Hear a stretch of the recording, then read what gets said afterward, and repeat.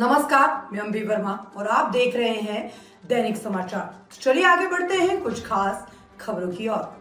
देश में corona virus के मामले तेजी से बढ़ रहे हैं। स्वास्थ्य विभाग के मुताबिक पिछले 20 दिनों में केसों की संख्या में 58 गुना की बढ़ोतरी हुई है। 16 मई को देश भर में कोविड के 93 एक्टिव केस थे, जिनकी संख्या अब 5364 पर पहुंच गई है। कोरोना 29 राज्यों और केंद्र शासित प्रदेशों में फैल गया है। बीते 24 घंटे में 500 नए मामले सामने आए हैं। केरल में सबसे ज्यादा 1679 मामले हैं। इसके बाद गुजरात में 615, पश्चिम बंगाल में 596, दिल्ली में 592 और महाराष्ट्र में 548 एक्टिव केस है। कोरोना के नए वेरिएंट से जनवरी से अब तक 55 मौतें हो चुकी है। इनमें से 53 की मौत 15 दिनों में हुई है। गुरुवार को दिल्ली में कोविड से 2 और मौतें दर्ज की गई है। इनमें एक 5 महीने का बच्चा भी शामिल है। वहीं केरल में 2, कर्नाटक और पंजाब में एक मौत हुई है। महाराष्ट्र में सबसे ज्यादा 17 मरीजों की जान गई है। तो वहीं ओडिशा में गर्मी की छुट्टियों के बाद स्कूल कोविड गाइडलाइन के तहत खोले गए हैं। शिक्षा मंत्री नित्यानंद गौड़ ने बताया है कि जिन बच्चों को सर्दी, खांसी या बुखार जैसे हल्के लक्षण हैं, उन्हें स्कूल में मास्क